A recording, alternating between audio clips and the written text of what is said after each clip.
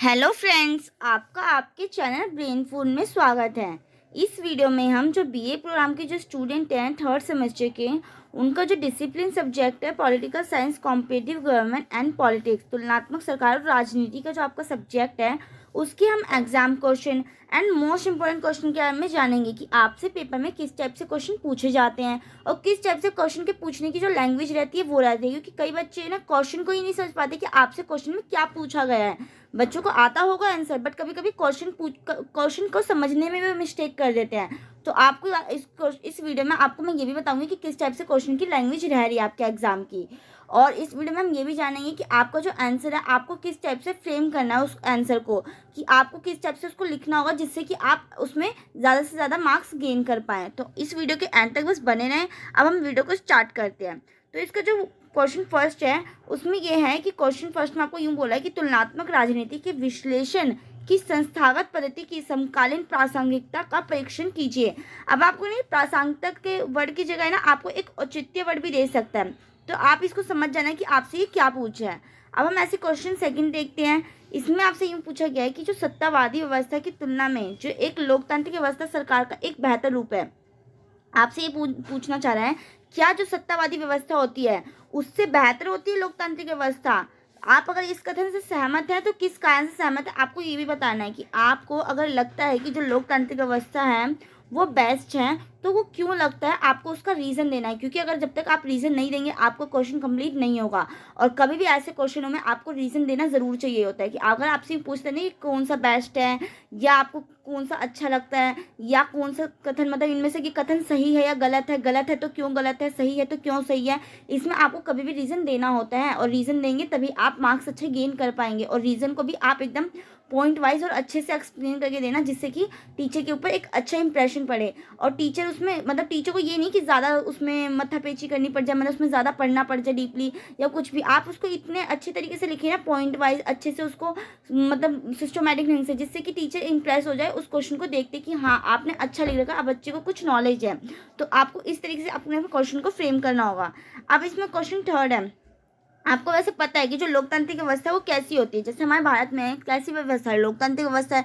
लोकतांत्रिक व्यवस्था के नेम से आपको पता चलेगा जिसमें लोगों को क्या होता है, एक तरीके से शासन होता है। अब इसमें ना व्यवस्था की जगह ना एक प्रणाली वर्ड भी दे सकता है। अगर आप प्रणाली वर्ड देखें तो ये नहीं कि आप कंफ्यूज हो जाए कि प्रणाली और व्यवस्था की में ये क्या है, ये डिफरेंस नहीं है, इनमें ये सेम चीज़ है। आपको वही सत्तावादी प्रणाली होगा या सत्तावादी व्यवस्था होगा, या लोकतांत्रिक प्रणाली या लोकतांत्रिक व्यवस्था, आपको ये दोनों सिमिलर चीज़ें हैं। तो आप इसमें कंफ्यूज मत होना।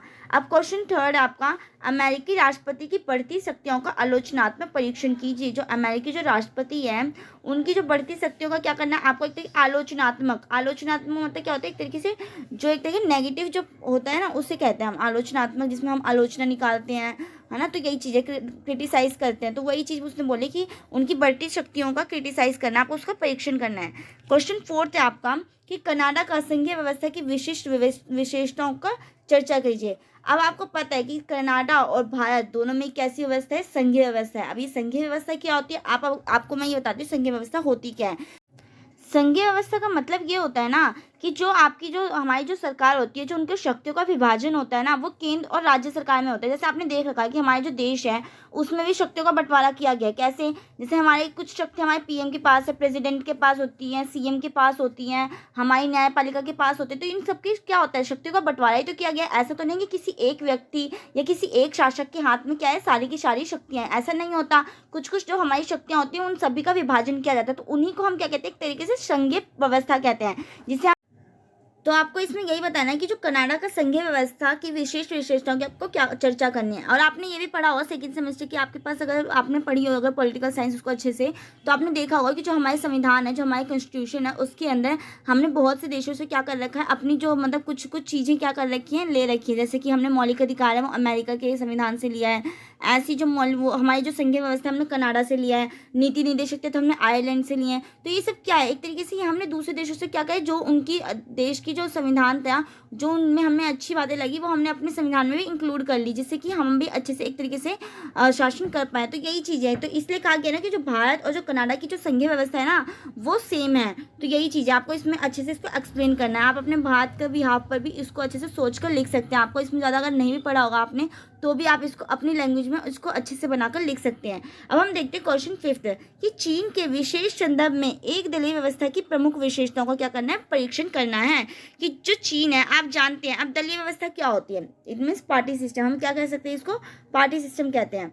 तो ये जो पार्टी सिस्टम होता है, आपने देख रखा है कि जो हमारा देश है भारत, इसमें कैसे पार्टी है, इसमें हमारी बहुदलीय पार्टी है। बहुदलीय पार्टी कैसे होती है, इट मीन्स हर एक क्षेत्र में क्या है, एक तरीके से बहुत से लोगों का शासन करने का योग्य है। इनमें से ये नहीं किसी एक का शासन है, इसमें बहुत से पार्टीज का क्या होता है, शासन होता है।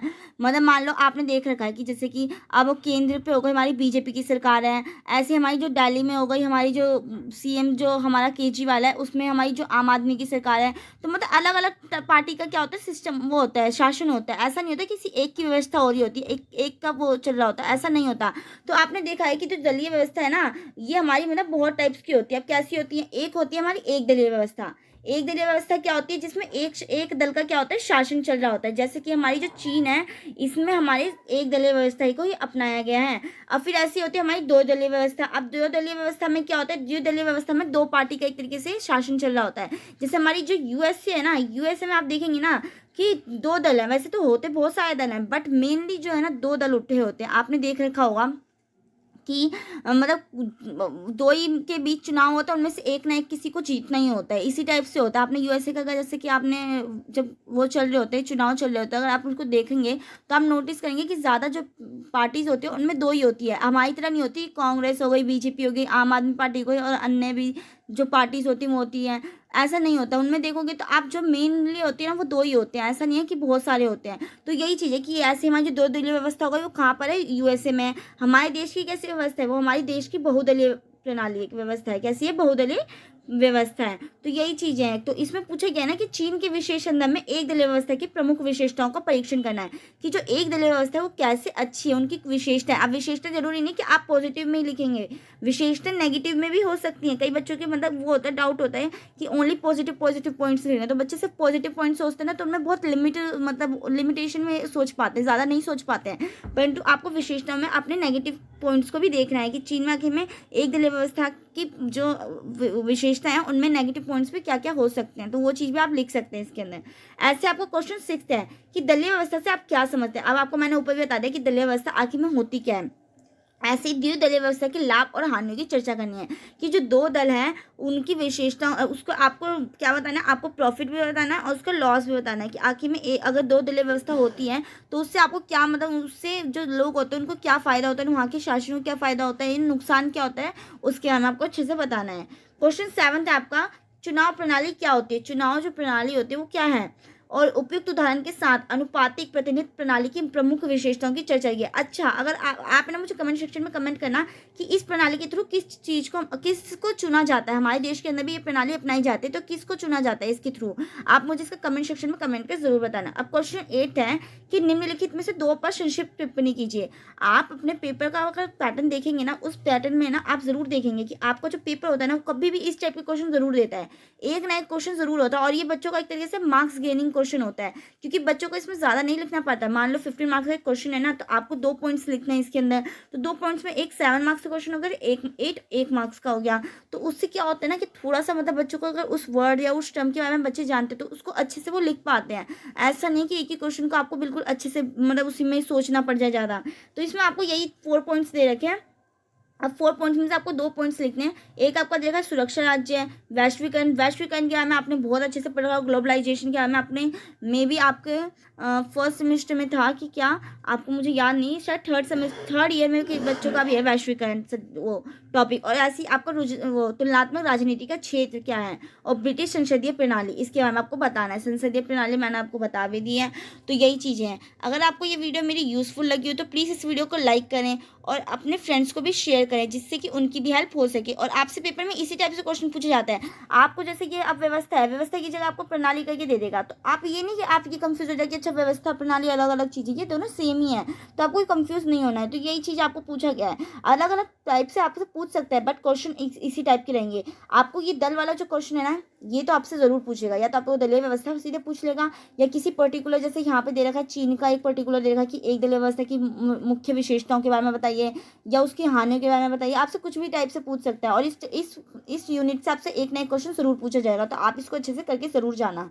थैंक यू सो मच इस वीडियो को एंड तक देखने के लिए। अब हम मिलते हैं नेक्स्ट वीडियो में, जब तक के लिए बाय।